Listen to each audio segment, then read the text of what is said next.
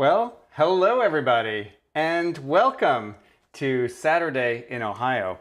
I hope you enjoyed that. I really enjoyed playing that. And I apologize, I meant to switch over to the multicam view so you could see some of what was going on there. But especially in that pedal line at the end, Guilmant includes these three-note chords. Goodness gracious though, it is such a wonderful piece of music. I'm just having a quick look at the chat here. It looks like everybody's hearing things loud and clear. Thank you so much for being with me here on this Saturday. So, over the past several months, I have been doing a very Stanford-centric program. We're definitely going to hear some Stanford later in the day, but taking a break from that to reflect a little bit on history. That is one of my favorite pieces of organ music, and I have not played it in a while, but that is just great. I mean, that is just such a wonderful play, and I know that that is as much fun to listen to as it is to play, so I hope you really enjoyed that. It's the finale from Guilmant's first symphony.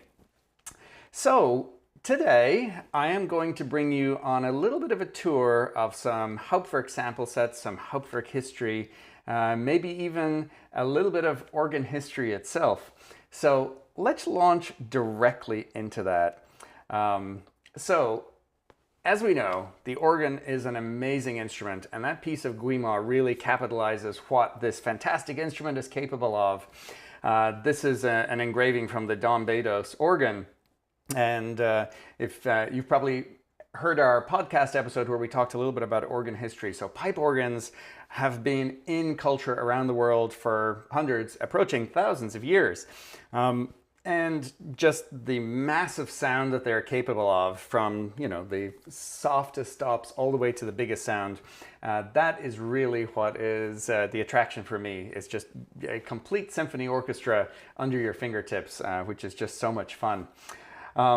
So the organ, of course, is an acoustic instrument.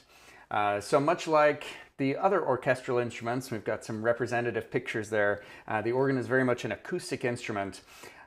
So how did we get to where we are today, where we have all of this amazing stuff in our living rooms? Because that certainly wasn't the case growing up. So I first of all wanted to bring you on a brief tour of electronic musical instruments.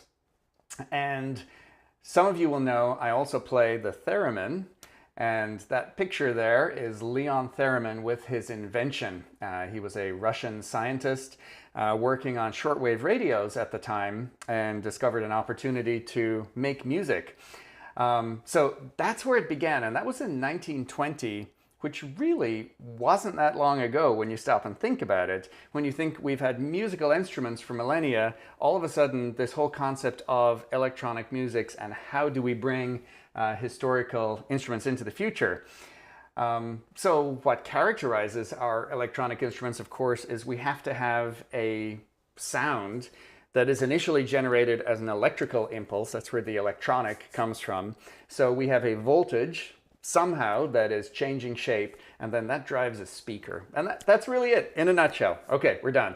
Well, obviously there's a little bit more to it than that, but I find it fascinating because while the theremin was a relatively straightforward instrument, it produces a single tone, which is controlled by the player.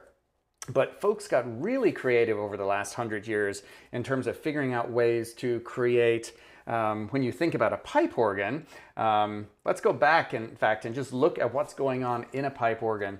If you Google for pipe dreams, how a pipe organ works, they did a wonderful documentary on this, and this is a graphic from there.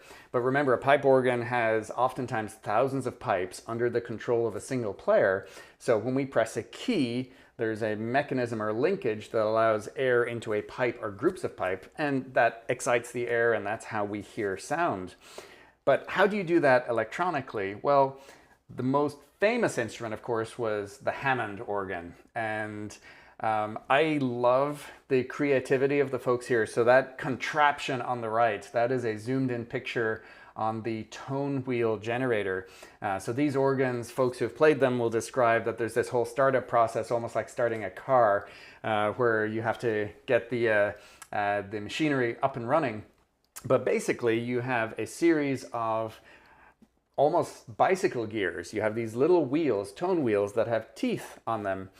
And they're rotating at a fixed speed, but because they have different size, the teeth are moving relatively at different speeds. And then you have basically a pickup or a microphone magnet situation right next to the tone wheel. So as it spins, that excites the magnet, and there you go. You have a sine wave or whatever it may be of a particular frequency.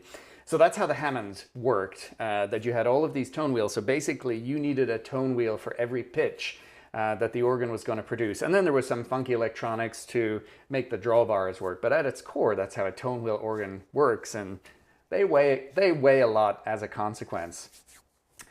The organ that I grew up with, there's a couple of videos on my channel about this, but it's a gem prelude. And this really fascinates me. Now, when these organs were being developed, so we're now talking 1960s, 70s, 80s, they were described as toasters. My English and Irish friends will know that. And a lot of that was just due to the heat they generated because of all the electronics. But what you'll see here, if you look at in the circle picture, you will see that there is a kind of a purple shaped shiny object sitting there on the center left. That's an oscillator. So my instrument at home has a single oscillator. That's basically a contraption that produces a sine wave at a fixed frequency. So it just takes mains voltage and spits out a particular frequency. And then downstream, you have a whole series of boards that divide that out and generate the 2-foot pitches and the 4-foot pitches. And then you have sound modifying elements that try and shape that sound. And ultimately, we're trying to capture the massive polyphony and diversity of the pipe organ. So that is pure analog tone generation. And of course, I got to live between that and where we are today, where we do have physical modeling. So computationally, there is some software that does this, and some electronic organ manufacturers try to recreate those tones from first principles, from mathematics, air moving through pipes and what it would do. But what we're using here today is Hauptwerk, and that is sampling. And sampling means we go into a space with a pipe organ and we record every single pipe and play that back. So I am just going to load up another organ here, which will be relevant to this. Just give me one moment. There it goes. All right, so we have something loading in the background. So I've been with Hauptwerk since the beginning, and it really is what I learned that Guilmant on a Hauptwerk setup. It is, thanks to this technology, with my day job, I was able to tote something around relatively portable, and I'll show you some pictures of that as we go. But I was very fortunate that my mom drove me to various pipe organs at home in Ireland because, in the early days, you did not have a pipe organ at home. You had a piano. So how do you learn to play the pedals? How do you understand stops and whatnot? These are just a couple of pictures. On the right, that is ultimately the gem prelude. That is the electronic organ we had at home. And on the left, that is a picture of a small church in Kilfenora in County Clare. That's a one manual and pedal pipe organ by the Spate company from Germany. A beautiful instrument. It just had 4 stops. But I was very fortunate to have been given access to practice there. But that was the reality and challenge, and I think a lot of you listening would have learned the pipe organ in that way. You may have had something at home, but more than likely you had to hike over to churches. So how far we've come. So I'm going to, before I play our next piece of music, let me just check in, make sure everything is going in the chat, and say hi to folks here. Again, thank you all for tuning in. My goodness, we've got a great crowd today. So, Aaron, alphabetical order, great to see you. Brooks, great to see you. And of course, we're alphabetical by first name. This is my little script, which is keeping an eye on who's here. Brooks, great to see you. Cameron, thanks for tuning in. Georges, great to have you with us. I'm here, allegedly. Marcus, thank you so much. And Matt, great to have you with us. Maurice, good to see you. And Rick and Debbie, great to see you. Thank you for tuning in. R. Sexton, good to have you. Richard, thank you for being here. Robert Varner, hello. Stuart Gaskell, and Zhenghua, thank you for tuning in. So it's wonderful to see some familiar names tuning in from all over the world. And I believe there may be a few other people. I think my mom may be watching out there. So hello to Mom and Regina watching in the background. So if you haven't already, do drop by, say hello in the chat. And certainly if you're watching this on catch up, do come by and let me know what you think about all of this. So moving back over to, actually I did just want to real quick just make sure we don't have any questions or issues with the audio so far. Again, I'm seeing thumbs up. Thank you all so much. So it looks like all is going well. Thank you. I appreciate that. Okay, so behind me we have my first sample set, and it is actually a sample set of my first organ. So as part of this kind of exploration, I wanted to let you hear what the gem Prelude sounded like. And if everything is working according to plan, there we go. That is some of the stops of that instrument. But here we go. That's what she looked like. Or looks like. It still works very well all these years later. So this was the instrument, and I'm so grateful to have had access to this at home because it certainly made practice where we lived in the countryside that much easier. So to give you an idea of what this sounds like, we're going to have a little Bach, at least allegedly. I always think of it as Bach from the 8 short preludes. These are, of course, there are questions as to whether or not they are attributed to him, but I certainly think that, I always think of them as where I began. So let's have a listen to number 1, the Prelude and Fugue, and I'll give you an example of some of the sounds of the gem Prelude. Now, it is enhanced a little bit with the reverb capabilities of Hauptwerk, but it did have some reverb functions available as well. I'll just switch over to the stop screen so you can see what's happening. All right, I hope you enjoy Short Prelude number 1.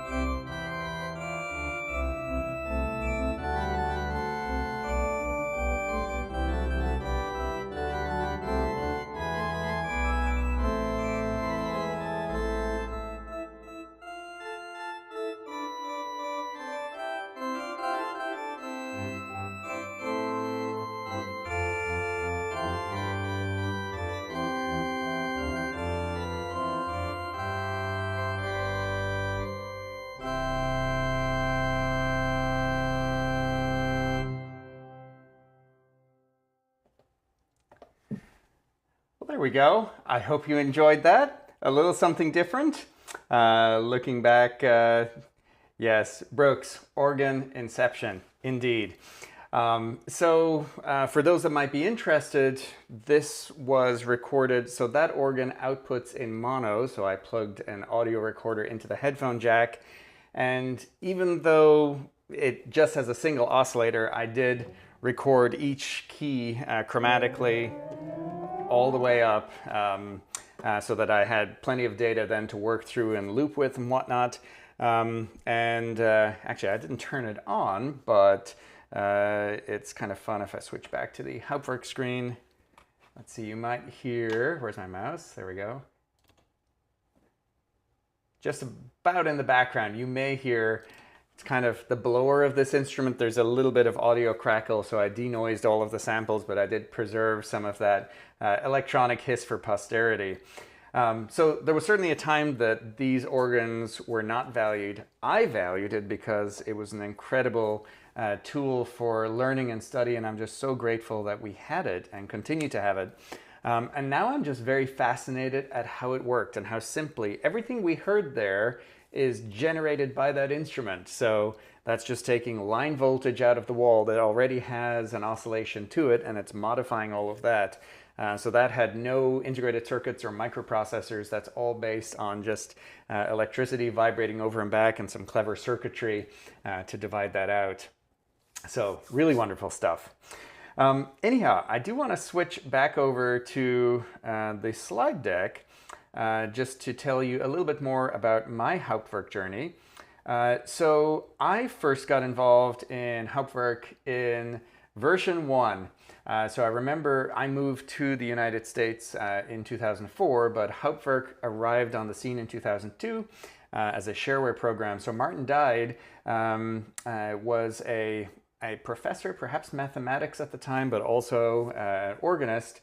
And at the time, organs were the gem preludes. You could also get organs, for example, the Allen Organ Company or Viscount, but they were expensive and totally prohibitive for home use at the time. So as computers were becoming more powerful, Martin hypothesized, well, what if we used off-the-shelf components and I just go and record? So St. Anne's Moseley, his local church, became the first sampled organ for Hauptwerk. And then through every successful generation of the software, I've toted that with me. But it allowed me to move from place to place around the United States as I went through training and work. The console, as it was a single Roland digital piano. Then we added some extra keyboards to that. You'll see I didn't even have a bench in the earliest days. It was a piano stool kind of wedged awkwardly under the pedal board. But yeah, the system evolved and developed over the years, and I have this lovely console by Content right now, which I'm enjoying here. So on my main machine, over here, I am now going to exit Hauptwerk, at least exit Hauptwerk version 8, because we're going to go all the way back in time, and I just want to show you version 1 and let you hear it. And I don't know, maybe this is a first. Has anybody played Hauptwerk version 1 on a live stream before? I'm not sure. So I just have to make a change to my audio interface because it does work on modern technology, but it doesn't understand all of the intricacies of ASIO drivers and whatnot. So let me just load up this first instrument. This version of Hauptwerk doesn't support instrument caching, so it just loads the samples from scratch. But let me just move this over to my Hauptwerk window, which is here. Let's have that full screen, please. Let's have that full screen, please. Come on, you can cooperate. It's kind of hard to see. There we go. There we go. All right, perfect. Version 1, I was just saying, didn't support organ caching, so it took a moment or so to load. I'm going to briefly mention what releases are to do in samples, but this initial sampling was a pipe recorded and then its natural decay in the church. The instrument we're going to hear first is one of the Hauptwerk instruments that really, I think, propelled what was a hobby project into the world of possibilities here. So Organ Art Media, Professor Meyer is one of the original pipe organ samplers, and this instrument that we're going to hear was the first ever cavaille instrument made available for Hauptwerk. It is an instrument in Germany, but it is his original, authentic cavaille instrument. And I remember hearing some of the demo recordings of this at the time and just being completely blown away. I believe that they showed up at some of the AGO and RCO conventions and let people hear this with headphones, and it really was revolutionary. I think you'll agree this holds up even quite well today. This is a small instrument, 2 manuals and pedals, and what I'm going to play for you is Maurice Durufle's Homage à Jean Gallon. It's that beautiful piece that's been doing the rounds, this edition of it. I give credit to Fraser for arranging and circulating this to us, so we certainly appreciate that. So let's have a listen to an original cavaille in Hauptwerk version 1, and I'll see you on the other side.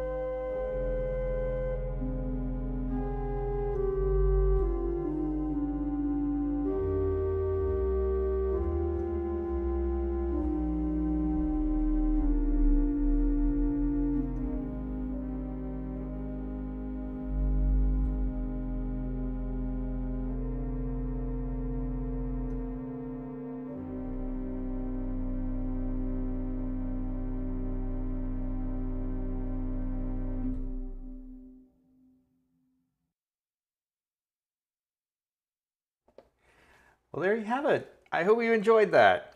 I'm just checking back over here. I hope that sounded okay for you guys. As I said, this was definitely a first, I believe, and hopefully things worked okay. I see some beautiful warm sounds. Thank you guys. But yeah, absolutely beautiful instrument, and that's where it all began. So it's kind of wonderful to have that in the archive. So I'm going to switch back to Hauptwerk's big brother now. It's all grown up. We went from version 1, we're going back to version 8. hopefully. This is always the risk. Are things going to come back? They did. And I am going to this time load up a different instrument from the early days of Hauptwerk. So around version 2 or version 3, computers are continuing to get more powerful, and we're starting to realize that we can sample bigger, washier acoustics. Switching back over to my slide deck here for a moment, just to show you what a Hauptwerk sample looks like. So this is for a single pipe. So that towards the right part of the image there, you see a long waveform. So we'll generally record a pipe over the course of several seconds, and then you have its reverb, which is the delay. Now, to the left, we have two other notes, same pitch. One is recorded at sort of a short duration, and then one is recorded at very staccato duration. And you can even see in the spectrograph there that tail looks different, and it certainly sounds different. And it was one of the things that was realized pretty early on in Hauptwerk, that this idea of multiple release sampling, if we're going to record the acoustic, we have to capture multiple points. And then modern Hauptwerk takes those 4 recordings, and depending on whether you're playing quickly or slowly, it plays the primary sample, and then it transitions to the reverb for that pipe. But if you're playing more slowly, it uses the long releases. And of course, it's doing these computations really hundreds of thousands of times per second. I mean, it is amazing what's going on under the hood with this technology. But where we are right now, we are in, this is a Skinner organ. It was the first Skinner sampled for Hauptwerk. And this is Our Lady of Mount Carmel in Chicago. And I've brought this up to illustrate 2 points. First of all, the reason that multiple releases are so important, and then with an older sample set like this that doesn't have them, what can we do about it? I'm going to play Karg Nun Danket, Alle Gott, another rowdy piece. As you know, it has a repeat section in it. So for the first section, I'm going to play this organ as recorded with its... It just has a single release because they had just moved from Hauptwerk version 1. Although you will see on the miniature console the detail of programming, all the little stops move, which is just really, really wonderful to see. But anyhow, I'm going to play Karg. For this first playthrough, it will be just as recorded, and what I want you to listen to is, especially in the fast passages, you'll hear what we described as a bell artifact. So you'll notice there's this kind of build-up in the high-pitch register that just doesn't sound natural. So what I've done then for the second playthrough, using, for another video, the magic of Hauptwerk's behind the scenes, you can actually manipulate that audio, you can cut off the releases and replace them with algorithmically generated on the fly. It still doesn't sound as good as a purely wet sampled instrument, but as we're kind of stepping forward in time here, I think you'll appreciate that. So without further ado, let's launch into Karg.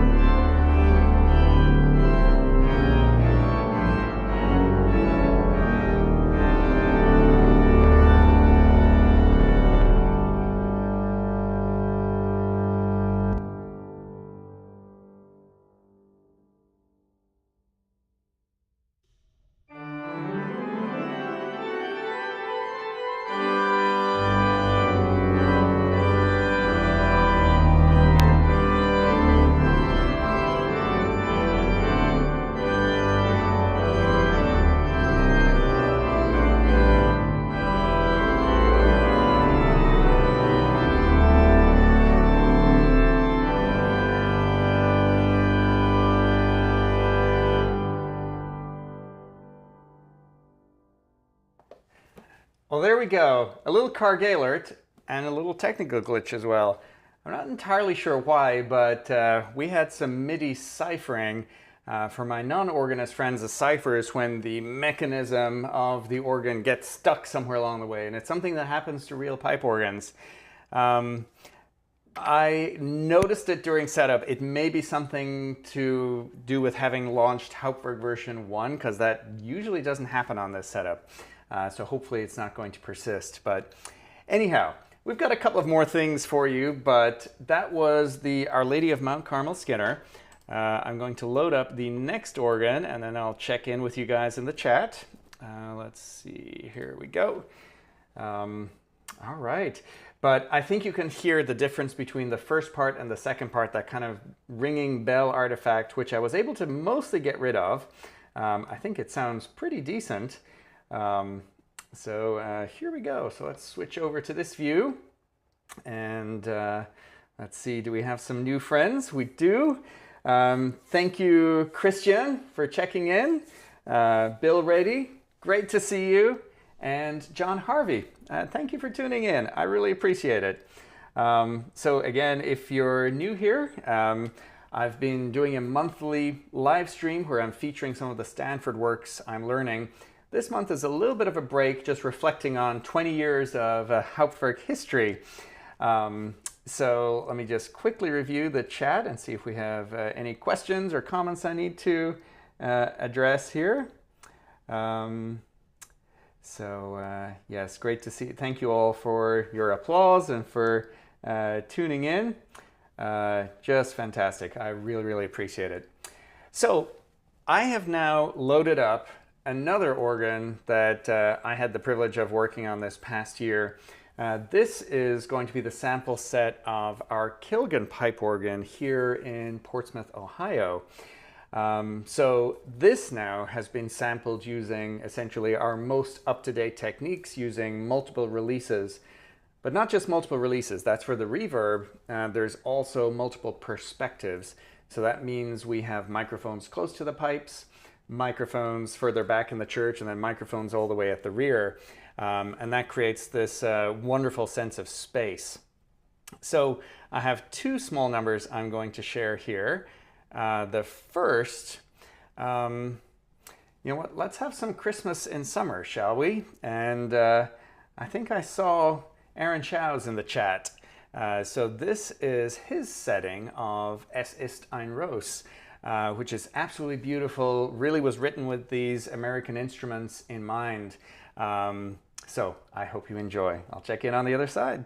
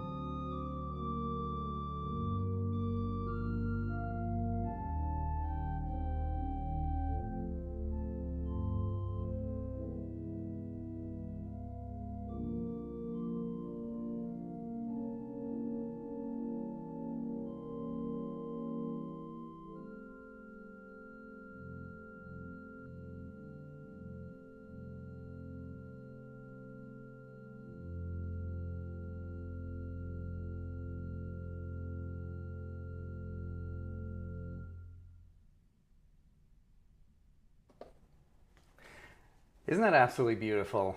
So, congratulations to Aaron, and that's actually in his organ settings for Christmas, Resounding Joy, Sounding Joy.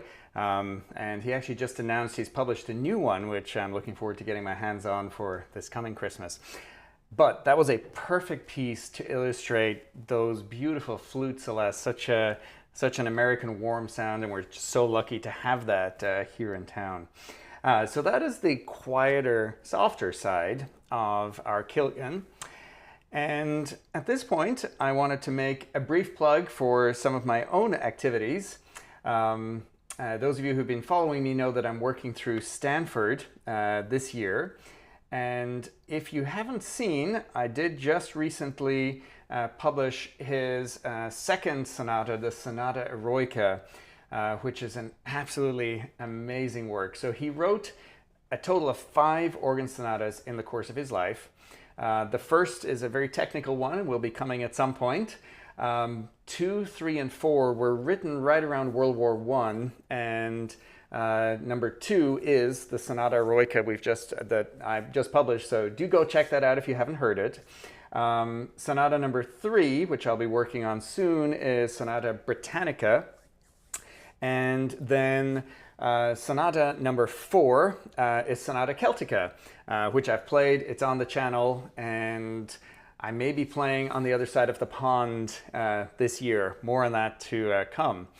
But with all of that, Sonata number 5 then is a little bit different from the others. It features a hymn tune, which he himself wrote, and there we go. So I figured this would be a good way to show off the louder side of the Kilgan. So I'm just starting to look at this, so forgive all of the pitch inaccuracies. But we are going to hear a little bit of the finale of the finale. So it's kind of one continuous movement, and it's based on a hymn tune which he wrote, the hymn tune Engelberg, with words, "When in our music God is glorified." So before we leave the Kilgan today, I am going to let you hear some of the bigger sounds, kind of the full plenum sound. I'll open with the festival trumpet, and then we'll open it all the way up I'll just play the last page of Stanford's reharm of his own hymn. So without further ado, let's launch into this. I hope you enjoy.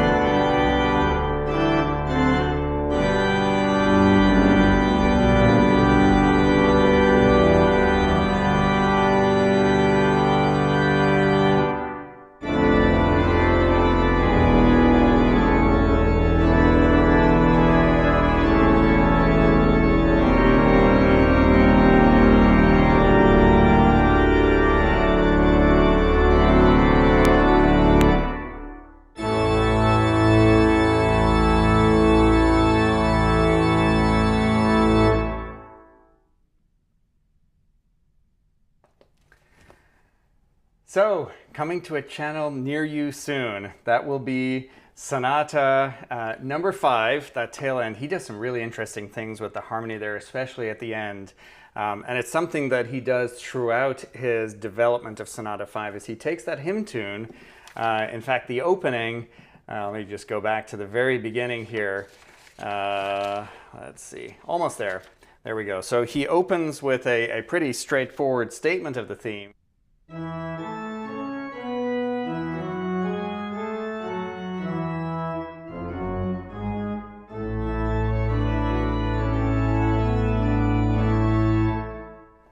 And so on and so forth. But throughout the sonata, he gives you just little snippets of the hymn tune, and he does his usual, as you'll hear with Eroica, there's just so much opportunity for orchestration and color, and then he hits you with that final big development at the end. So I'm very much looking forward to that. So I am going to load up one final organ here. Let's see, there we go. That's working. Okay, so we're going to finish out with some Stanford. Let me just get everything ready here. So I need that, and I need, let's see, there it is. Okay. So the organ that is loading behind me here is another one of the very recent additions to the Hauptwerk fleet. Massive acoustic, massive organ, really a technological feat that has been recorded, and of course requires all of the RAM to make it work. But this is Blackburn Cathedral. Now I'm going to let you in on another little secret, something I'm working on that needs to be finished soon. So the content of today's stream changed a little bit as I was kind of approaching things with work schedule and whatnot. But there is a piece of music that I am hoping to contribute to Stanford, to the Stanford celebrations this year. So obviously, I love orchestral transcriptions, and I love applying that orchestral color to Stanford's work because I think he was thinking along similar lines. Well, I'm going to give you a sneak preview to something I've been beavering away behind the scenes here. You may be able to see this, but Stanford was, although he's very much remembered for his church music, did quite a bit behind the scenes, you know, in the secular world as well. And that may or may not be in focus, but he wrote a comic opera entitled Shamus O'Brien, which during his lifetime, it was very much beloved, wonderful melodies, but he was worried about, it was out of, all the political upheaval was happening. Remember, World War I was happening in Europe. Meanwhile, in Ireland, we had the fight for independence. And he was kind of this man caught in between everything. So this opera did not get the attention it deserved back in the day. However, this year, for the 100 years, the Royal Scottish Opera have released a CD recording of this, and I'm working on a transcription of the Overture. So I'm going to play you the first about 50–60% of this Overture, just so you can hear some of these wonderful melodies. And this kind of brings us right up to the present, sort of the end of this Hauptwerk journey. As of right now, of course, where do we go next? And lets you hear a sneak preview of something that's going to be coming. My goal is to be completely finished with this by next month, so we'll probably have a proper performance. But let me give you a sneak preview as we're coming close to the end here. So this is the Overture to Shamus O'Brien by Stanford.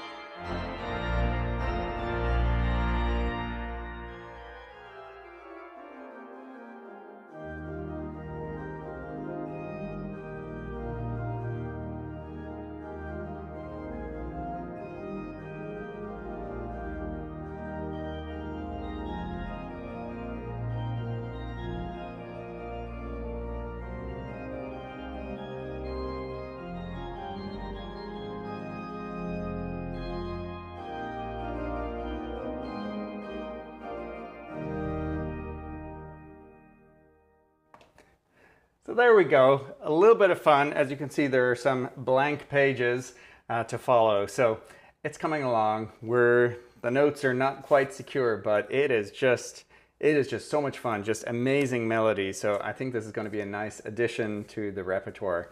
So I hope you enjoyed that. Well, I'm going to check in with the chat here one last time as we're getting ready to finish up. I see we have a couple of new names in the chat. And let me just say hello to, we have Tech Wildlife, hello. Jeffrey Ford, thank you for joining. And Fraser Gartshore, thank you for tuning in. I know that you were playing for church this evening, so hopefully services went well. Thank you for dropping by. I really appreciate it. So I am going to bring us to the finish here with one more piece of Stanford. So this time we are going to have from Sonata number 5, if I can find it here on my iPad. There we go. So St. Patrick's Breastplate. Some of you may have heard this before, but this is the grand finale of Sonata number 4, I'm sorry. So that's going to round out our program this evening. So I hope you've enjoyed this little tour of Hauptwerk. We've had a trip all the way back to Hauptwerk version 1. We've had a sampled gem Prelude, a sampled Kilgun from Portsmouth, and all the way up to now Blackburn Cathedral. And again, I really appreciate all of you tuning in and for all of your support. So St. Patrick's Breastplate, in Sonata Celtica, Stanford includes lots of Irish themes. Most of them he wrote himself. However, in this third movement, St. Patrick's Breastplate is a hymn which is well known in the British Isles, and I think on this side of the pond as well.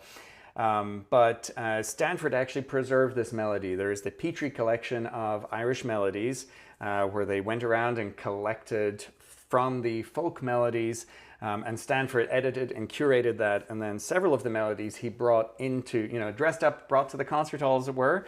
But this one, he brought full circle, has used it in a fantastic hymn setting, but it's the grand finale of Sonata number 4. So we will go ahead and round out with this. I hope you enjoy.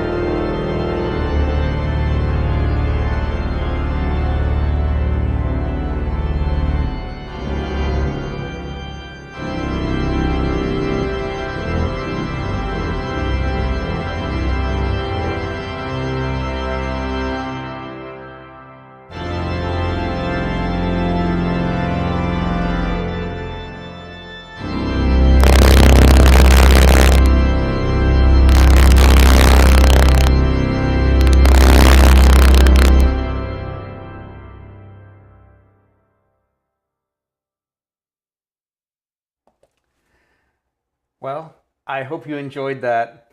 Thank you so much for tuning in and sharing this wonderful music with me this afternoon. I've had so much fun.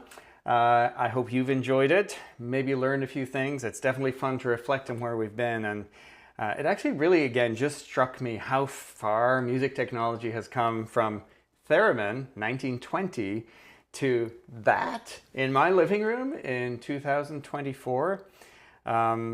I think it's just the beginning of some of the amazing things we've yet to see. So again, thank you all for tuning in today. I really appreciate it. Do leave a comment. Let me know what you thought.